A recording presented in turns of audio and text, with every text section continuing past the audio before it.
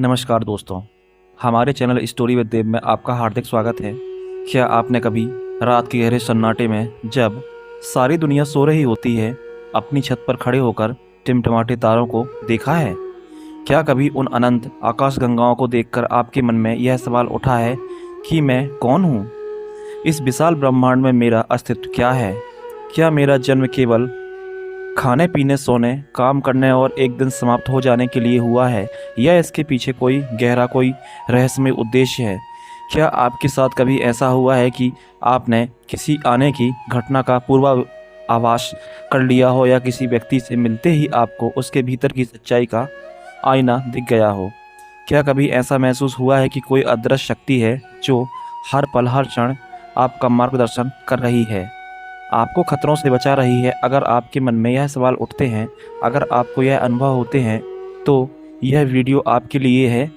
यह कोई साधारण वीडियो नहीं है, यह आपके जीवन को बदलने की एक चाबी हो सकती है। आज हम किसी बाहरी ज्ञान की बात नहीं करेंगे, हम बात करेंगे उस ज्ञान की जो आपके भीतर, आपकी आत्मा की गहराइयों में सदियों से छुपा हुआ है। हम बात करेंगे उस दिव्य शक्ति की जो आपके अंदर सुषुप्त अवस्था में है और बस जागृत होने की प्रतीक्षा कर रही है। आज हम आपको एक ऐसा प्रयोग बताने जा रहे हैं, एक ऐसा रहस्यमयी मार्ग दिखाने जा रहे हैं जिससे आप मात्र 15 मिनट में अपने भीतर की शक्ति को जुड़ सकते हैं। यह कोई कल्पना नहीं, कोई कोरा दावा नहीं, बल्कि हजारों वर्षों से हमारे ऋषि मुनियों द्वारा अनुभूत किया गया एक सनातन सत्य है। इस वीडियो को अंत तक देखिएगा, क्योंकि हर एक शब्द, हर एक क्षण आपको आपके सत्य के, आपकी उस छुपी हुई अलौकिक शक्ति के करीब ले जाएगा। क्या आप तैयार हैं उस यात्रा पर चलने के लिए जो आपको आपसे मिलवाएगी?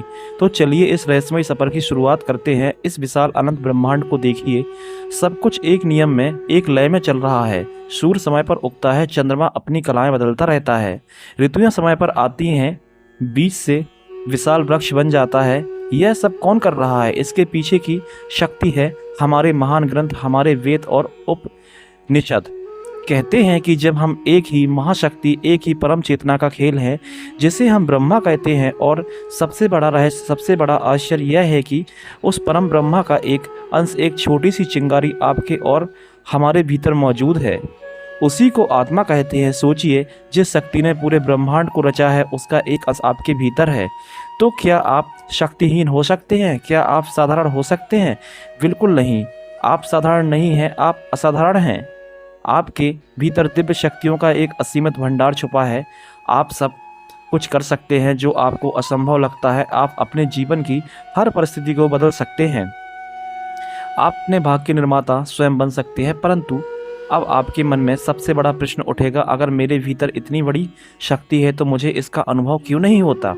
मैं क्यों जीवन में इतना संघर्ष करता हूँ? मैं क्यों दुखी हूँ? मैं क्यों असहाय महसूस करता हूँ? आपका प्रश्न बिल्कुल सही है, और इसका उत्तर भी हमारे शास्त्रों में बहुत सुंदरता से दिया गया है। कल्पना कीजिए कि एक बहुत ही शक्तिशाली चुंबक है जो लोहे के बड़े से बड़े टुकड़ों को अपनी ओर खींच सकता है। लेकिन अगर उस चुंबक पर धूल, मिट्टी और जंग की मोटी परतें जम जाए तो क्या होगा? उसकी शक्ति समाप्त होगी, बस छिप जाएगी।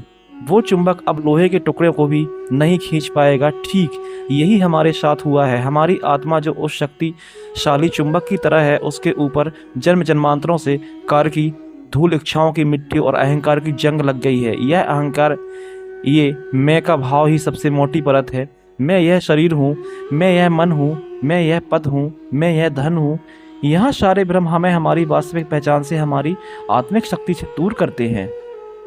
हम बाहर की दुनिया में भौतिक चीज़ों में सुख और शांति ढूंढते रहते हैं और अपनी भीतरी खजाने से अनजान बने रहते हैं। हमारी ऊर्जा बाहर की ओर बहती रहती है, जिससे हम भीतर से खोखले और शक्तिहीन महसूस करते हैं। यह ठीक वैसा ही है जैसे कोई राजा अपने महल को भूलकर भिखारियों की तरह गली गली में भीख मांगने लगे।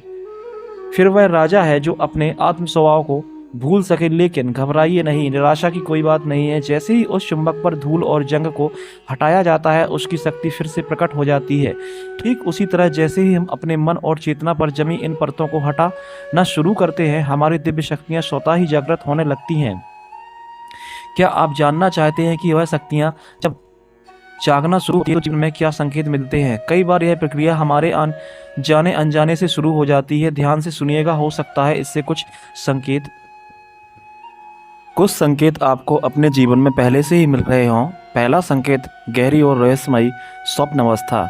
जब आपकी भीतरी शक्ति जागृत होने लगती है तो आपको सपने बदल जाते हैं। आपको साधारण सपने नहीं बल्कि ऐसे सपने आने लगते हैं जिनका कोई गहरा अर्थ होता है। आपको अपने सपनों में देवी देवता, संत महात्मा या प्रकाश के पुंज दिखाई दे सकते हैं। कई बार आपको भविष्य में होने वाली घटनाओं की झलक सपनों में मिल सकती है। आपको मार्गदर्शन देने लगते हैं, आपको सचेत करने लगते हैं। यह आपकी चेतना का एक स्तर ऊपर उठने का संकेत है। दूसरा बड़ा संकेत पूर्वाभास की क्षमता का बढ़ जाना, जिसे हम छठी इंद्रिय या इंस्ट्यूशन भी कहते हैं। आपके साथ ऐसा होने लगता है कि आप किसी के बारे में कुछ सोचते हैं और उसी समय उसका फ़ोन या संदेश आ जाता है। आप किसी काम को करने से पहले ही उसके अच्छे या बुरे परिणाम को भांप लेते हैं। आपको लोगों के चेहरे के पीछे छिपे उनके असली इरादे दिखने लगते हैं। यह कोई जादू नहीं है, यह आपकी चेतना का विस्तार है जो आपको आने वाले समय के इस स्पंदनों को महसूस करने की क्षमता प्रदान करता है। तीसरा संकेत है प्रकृति से गहरा जुड़ाव। जब आपकी आत्मशक्ति जागृत होने लगती है तो आपको प्रकृति में ईश्वर का साक्षात अनुभव होने लगता है। आपको पेड़ पौधों, नदियों, पहाड़ों में एक जीवंत चेतना महसूस होती है।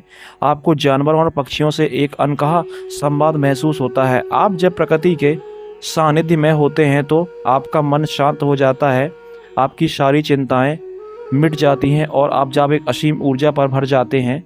प्रकृति आपको आपकी गोद में एक माँ की तरह महसूस होने लगती है। चौथा और बहुत महत्वपूर्ण संकेत है अकारण आनंद की अनुभूति।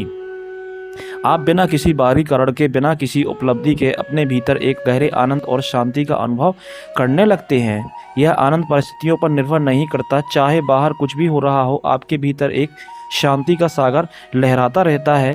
यह इस बात का प्रमाण है कि अब आप सुख के लिए बाहरी दुनिया के गुलाम नहीं हैं, बल्कि आपने अपने भीतर के आनंद के स्रोत को खोज लिया है। और पांचवा संकेत है संयोग या सिंक्रोनिसिटी का बढ़ जाना। आपके जीवन में ऐसी घटनाएं घटने लगती हैं जिन्हें केवल संयोग कहना मुश्किल होता है। आप किसी समस्या का हल सोच सकते हैं और अचानक किसी किताब में, किसी व्यक्ति की बातों में या किसी होर्डिंग पर आपको उसका समाधान लिखा हुआ मिल जाता है। आप किसी व्यक्ति से मिलने की तीव्र इच्छा करते हैं और वह अचानक आपसे कहीं टकरा जाता है। यह ब्रह्मांड का तरीका है आपको यह बताने का कि आप सही रास्ते पर जा रहे हैं और पूरी सृष्टि आपकी मदद के लिए आपके साथ खड़ी है। अगर इसमें से एक भी संकेत आपको अपने जीवन में महसूस हो रहा है तो समझ जाइए कि आपकी दिव्य शक्ति जागृत होने की प्रक्रिया में है। ब्रह्मांड आपको इशारा कर रहा है। अब बस आपको थोड़ी सी जागरूकता और सही दिशा की आवश्यकता है। लेकिन इस मार्ग पर आगे बढ़ने से पहले हमें सबसे बड़े शत्रुओं को पहचानना होगा। ये शत्रु बाहर नहीं, हमारे भीतर ही बैठे हैं। यहीं पे बाधाएं जो हमारी शक्तियों को रोक लेते हैं, यहीं पे जंजीरें हैं जो हमें उड़ने नहीं देती हैं। हम तक इन्हें पहचान करना कमज़ोर नहीं करेंगे। यह कोई प्रयोग, कोई साधना पूरी तरह सफल नहीं हो सकती। तीसरा शत्रु है क्रोध। क्रोध एक ऐसी अग्नि है जो सबसे पहले उसी को जलाती है जिसके भीतर यह पैदा होती है। क्रोध के एक क्षण में हम इतनी नकारात्मक ऊर्जा पैदा कर लेते हैं जो हमारी हफ्तों की साधना को नष्ट कर सकती है। क्रोध हमारी विवेक बुद्धि को हर लेता है। जब आप क्रोध में होते हैं तो आपकी सारी ऊर्जा आपके मस्तिष्क के निचले हिस्सों में केंद्रित हो जाती है और आपकी चेतना का स्तर गिर जाता है। क्रोध को जीतने का उपाय है क्षमा।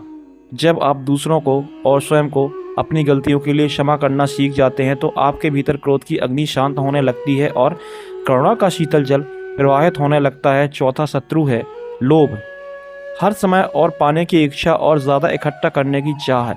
लोभ मन को कभी भी शांत और संतुष्ट नहीं होने देता। एक लोभी व्यक्ति हमेशा अभाव में जीता है। चाहे उसके पास कितना भी धन क्यों ना हो, वो हमेशा भविष्य की चिंता में डूबा रहता है और वर्तमान के क्षण का आनंद नहीं ले पाता। लोभ हमारी ऊर्जा को बाहरी वस्तुओं से बांध देता है। इसका उपाय है संतोष और अपरिग्रह, जो है उसमें आनंद बनाना और आवश्यकता से अधिक संग्रह न करने का भाव ही आपको लोभ से मुक्त कर सकता है। और पांचवा, इन सब का राजा, सबसे सूक्ष्म शत्रु अहंकार है। मैं कुछ हूँ, मैंने ऐसा कर दिया, यह भाव ही अहंकार है। अहंकार वह पर्दा है जो आत्मा और परमात्मा के बीच खड़ा है। जब तक मैं का भाव रहेगा तब तक तू अनुभव नहीं हो सकता। आध्यात्मिक मार्ग पर थोड़ी सी प्रगति होने की अहंकार से सिर उठाने का सबसे ज़्यादा खतरा रहता है। मैं एक बड़ा साधक हूँ, मुझ में शक्तियाँ आ गई हैं। यह विचार आपको आपके लक्ष्य से दूर कर सकता है या भटका सकता है। अहंकार को गलाने का एकमात्र उपाय है समर्पण। ईश्वर के प्रति, गुरु के प्रति, इस संपूर्ण अस्तित्व के प्रति समर्पण का भाव। यह स्वीकार करता है कि मैं कुछ नहीं हूँ, जो हो रहा है वह तेरी ही कृपा से हो रहा है। इन पांचों शत्रुओं को पहचानना और इन पर धीरे धीरे विजय पाने का प्रयास करना ही वास्तविक साधना है। यह एक दिन का काम नहीं है, यह निरंतर जागरूकता और अभ्यास की प्रक्रिया है। अब हम उस भूमि को तैयार करेंगे जहां शक्ति का बीज अंकुरित होता है। जैसे एक किसान खेत में बीज बोने से पहले जमीन को जोतता है, उससे कंकड़ पत्थर निकालता है और उसे नरम बनाता है, वैसे ही हमें अपने शरीर और मन को इस दिव्य अनुभव के लिए तैयार करना होगा। इसकी तैयारी के 3 मुख्य स्तंभ में शुद्धि, प्राण और एकाग्रता। पहला स्तंभ है शुद्धि। यह बाहरी और आंतरिक दोनों स्तरों पर आवश्यक है। बाहरी शुद्धि का अर्थ है अपने शरीर को स्वच्छ रखना और अपने आसपास के वातावरण को साफ सुथरा रखना, लेकिन इससे कहीं ज़्यादा महत्वपूर्ण है आंतरिक शुद्धि। आंतरिक शुद्धि होती है आहार से और विचारों से। आप जैसा अन्न खाते हैं वैसा ही आपका मन बनता है। तामसिक भोजन जैसे मांस, मदिरा, बासी और अत्यधिक तला भुना भोजन आपकी चेतना को भारी और आलसी बनाता है। यह आपके भीतर नकारात्मक ऊर्जा को बढ़ाता है। इसके विपरीत सात्विक भोजन जैसे फल, सब्जियां, अनाज, दूध, दही आपके मन को शांत, हल्का और पवित्र बनाता है। यह आपकी ऊर्जा के स्तर को उठाता है और आपको ध्यान के लिए तैयार करता है। आहार की शुद्धि के साथ साथ विचारों की शुद्धि भी उतनी ही आवश्यक है। दिन भर में हम अपने मन में कैसे विचार लाते हैं? क्या हम दूसरों की निंदा, ईर्ष्या, घृणा में अपनी ऊर्जा नष्ट करते हैं, या हम प्रेम, करुणा, कृतज्ञता के भाव में रहते हैं? नकारात्मक विचार विष के समान है जो धीरे धीरे हमारी आंतरिक शक्ति को छीन कर देते हैं। सकारात्मक और शुद्ध विचारों का होना हमारे जीवन में बहुत ही लाभदायक है। दूसरा स्तंभ प्राण। प्राण का अर्थ है केवल सांस नहीं, प्राण वह जीवन शक्ति है जो इस पूरे ब्रह्मांड में व्याप्त है और हमारे शरीर में सांस के माध्यम से प्रवेश करती है। हमारे ऋषि मुनियों ने यह खोज लिया था कि जो व्यक्ति अपने प्राण पर नियंत्रण कर लेता है वो अपने मन पर और अपनी पूरी ऊर्जा प्रणाली पर नियंत्रण कर सकता है। प्राण को नियंत्रण करने की इस कला को ही हम प्राणायाम कहते हैं। जब हम तनाव, भय, क्रोध में होते हैं तो हमारी सांसें छोटी और तेज हो जाती हैं, और हम शांत और प्रसन्न होते हैं तो हमारी सांसें गहरी और लयबद्ध होती हैं। इसका उल्टा भी सत्य है। अगर हम जागरूक होकर अपनी सांसों को गहरा और लयबद्ध कर लें तो हमारा मन स्वतः ही शांत और स्थिर होने लगता है। प्राणायाम हमारी नाड़ियों का शोधन करता है, शरीर में प्राण के प्रवाह को संतुलित करता है और हमारी सुषुम्ना नाड़ी को जागृत करने की भूमिका तैयार करता है, जो कि कुंडलिनी शक्ति के जागरण का मुख्य मार्ग है। तीसरा और सबसे महत्वपूर्ण स्तंभ है एकाग्रता। हमारा मन एक बंदर की तरह होता है जो एक डाल से दूसरी डाल पर कूदता रहता है। यह कभी भूतकाल की चिंताओं में रहता है तो कभी भविष्य की चिंताओं में। यह कभी भी वर्तमान के क्षण में स्थिर नहीं रहता और यही हमारी सारी ऊर्जा के बिखरने का सबसे बड़ा कारण है। एक बिखरा हुआ मन शक्तिहीन होता है। कल्पना कीजिए सूर्य की किरणों की। जब वे फैली हुई होती हैं तो केवल हल्की गर्मी देती हैं, लेकिन जब आप एक लेंस का उपयोग करके उन सभी किरणों को एक बिंदु पर केंद्रित कर देते हैं तो वे कागज में आग लगा सकती हैं। यही शक्ति है एकाग्रता की। जब आप अपने मन के सारी बिखरी हुई किरणों को एक बिंदु पर केंद्रित करना सीख जाते हैं तो आपके भीतर असीमित शक्ति प्रकट हो जाती है। इसी एकाग्रता को साधने का अभ्यास ही ध्यान है। तो अब आप समझ गए होंगे कि 15 मिनट का प्रयोग कोई जादू की छड़ी नहीं, यह उस तैयारी का, उस साधना का फल है जिसे आप अकेले जीवन में उतारते हैं। शुद्धि, प्राण और एकाग्रता, ये तीनों चाबियां हैं जो दिव्य शक्ति के ताले को खोलती हैं। और अब समय आ गया है उस प्रयोग का, उस अनुभव का जिसका आप इतनी देर से इंतजार कर रहे हैं। यह 15 मिनट आपके जीवन के सबसे शांत और सबसे गहरे क्षण हो सकते हैं। यह 15 मिनट आपको आपकी उस शक्ति की एक झलक दिखा सकते हैं जो आपके भीतर सोई हुई है। इस प्रयोग को पूरी श्रद्धा और विश्वास के साथ कीजिएगा। किसी प्रकार के संदेह या भय को अपने मन में स्थान मत दीजिएगा। यह एक पवित्र प्रक्रिया है, स्वयं से स्वयं का मिलन। दिव्य शक्ति जागरण प्रयोग 15 मिनट की विधि। अब मैं आपको चरण दर चरण निर्देश दूंगा, बस मेरी आवाज़ के साथ चलते रहिएगा। पहला चरण, तैयारी 2 मिनट। सबसे पहले अपने घर में एक ऐसी शांत और एकांत जगह ढूंढ लीजिए जहां अकेले 15-20 मिनट तक आपको कोई परेशान ना करे। हो सके तो अपने मोबाइल फ़ोन को भी मौन कर दीजिए। अब आराम से ज़मीन पर बैठ जाइए। आप फालथी मारकर सुखासन में बैठ सकते हैं या अर्ध पद्मासन या पद्मासन में ही बैठ सकते हैं, जैसा आपको आरामदायक लगे। यदि आप ज़मीन पर नहीं बैठ सकते तो एक कुर्सी पर भी बैठ सकते हैं। बस ध्यान रहे कि आपकी रीढ़ की हड्डी सीधी रहे और आपके पैर ज़मीन को छू रहे हों। अपनी रीढ़ की हड्डी को सीधा रखें परंतु अकड़ाएं नहीं। कंधे ढीले और आरामदायक हों। अपनी दोनों हथेलियों को अपने घुटनों तक ले जाएं। उंगलियां आकाश की ओर खुली हुई हों। ज्ञान मुद्रा में अब धीरे से अपनी आंखें बंद कर दीजिए। एक गहरा संकल्प अपने मन में धारण कीजिए, एक पवित्र इरादा। यह संकल्प किसी भौतिक वस्तु को पाने का नहीं होना चाहिए। संकल्प हो, हे परम पिता परमेश्वर, हे मेरे भीतर विराजमान आत्मशक्ति, मैं आज स्वयं को जानने की दिव्य शक्ति को पहचानने के इरादे से यह साधना कर रहा हूँ। कृपया मेरा मार्गदर्शन करें। दूसरा चरण, श्वास पर ध्यान 5 मिनट। अब अपना पूरा ध्यान अपनी आती जाती सांसों पर ले जाएं। आपको सांस लेने या छोड़ने के लिए कोई प्रयास नहीं करना चाहिए। बस एक साक्षी की तरह, एक दर्शक की तरह अपनी स्वाभाविक सांस को देखें। महसूस करें कि कैसे ठंडी हवा आपकी नसों के भीतर जा रही है और कैसे हल्की गर्म हवा बाहर आ रही है। अपना पूरा ध्यान केवल इसी प्रक्रिया पर केंद्रित रखें। देखें कि सांस के साथ आपका पेट और छाती कैसे धीरे धीरे ऊपर उठ रहे हैं और फिर नीचे जा रहे हैं। जब कोई विचार मन में आए तो उससे लड़ें नहीं, उससे सुलझे नहीं। बस एक बादल की तरह उसे आकाश में आते और जाते हुए देखें और अपना ध्यान फिर से अपनी सांसों पर वापस ले जाएं। यह प्रक्रिया आपके मन को शांत करेगी और उसे वर्तमान के क्षण में लेकर जाएगी। यह बहुत महत्वपूर्ण है। आपकी सांसों के साथ एक हो जाएं। हर आती जाती सांस आपके मन को और गहरा और शांत बना रही है। कुछ क्षणों का मौन। आप महसूस कर रहे हैं कि आपका शरीर शिथिल हो रहा है, आपका मन शांत हो रहा है, बाहर की दुनिया की आवाज़ें दूर जा रही हैं, आप अपनी भीतरी दुनिया में प्रवेश कर चुके हैं। तीसरा चरण, ऊर्जा केंद्र पर ध्यान 5 मिनट।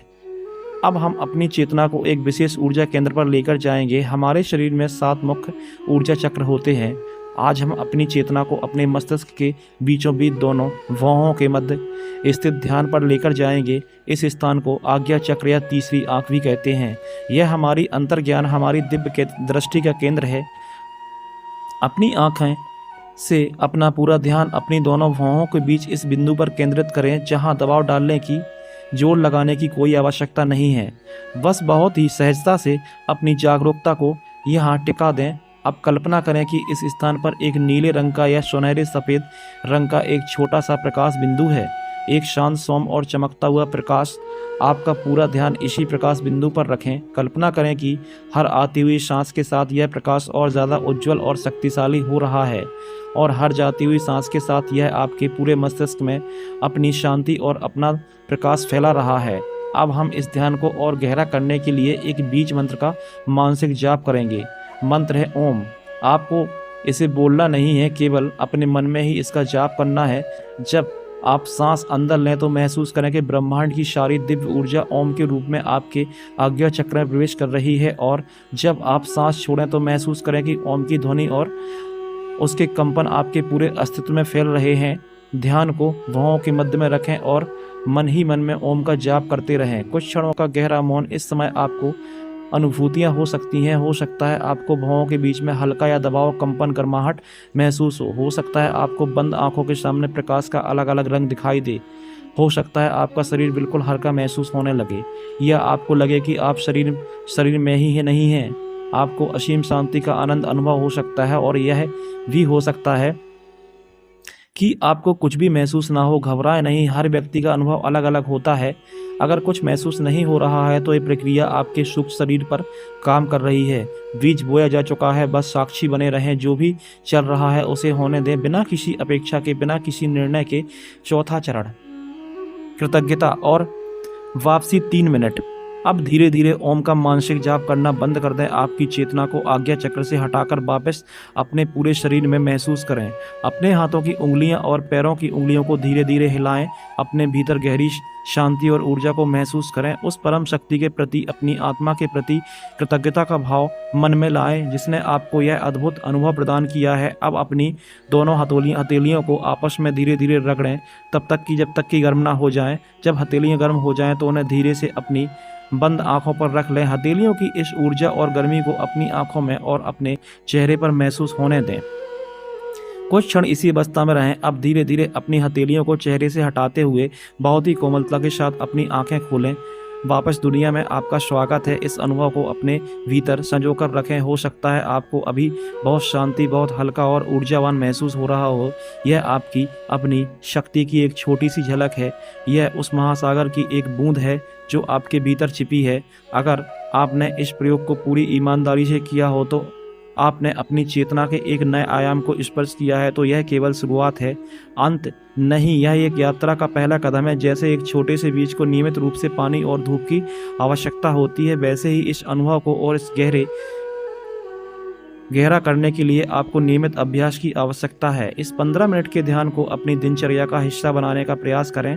आप इसे सुबह उठने के बाद या रात को सोने से पहले कर सकते हैं। जितना अधिक आप इसका अभ्यास करेंगे उतना ही आप अपनी भीतरी शक्तियों से जुड़ते चले जाएंगे। आपकी अंतर्ज्ञान की शक्ति बढ़ेगी, आपका मन शांत और केंद्रित रहेगा और आप जीवन की चुनौतियों का सामना एक नई ऊर्जा और एक नई आत्मविश्वास के साथ कर पाएंगे। याद रखिए, सबसे बड़ी दिव्य शक्ति कोई चमत्कार करने, हवा में उड़ने की शक्ति नहीं है। सबसे बड़ी दिव्य शक्ति है आपके मन पर विजय पा लेना।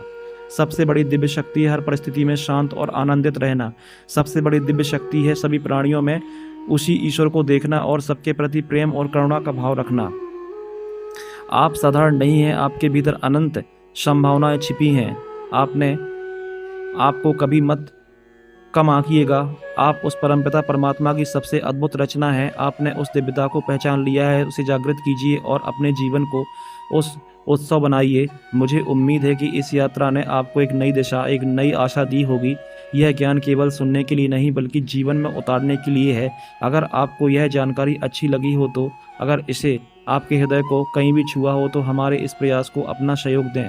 हमारे चैनल स्टोरी विद देव को सब्सक्राइब करना ना भूलें ताकि हम आप तक ऐसा ही गहरा और जीवन को बदलने वाला ज्ञान पहुंचाते रहें। इस वीडियो को लाइक करें और इसे अपने मित्रों और परिवार के साथ अवश्य शेयर करें, क्योंकि ज्ञान बांटने से बढ़ता है। क्या पता आपका एक शेयर किसी के जीवन में आशा की एक नई किरण ले आए। आपके भीतर विराजमान उस दिव्य शक्ति को मेरा प्रणाम। धन्यवाद दोस्तों।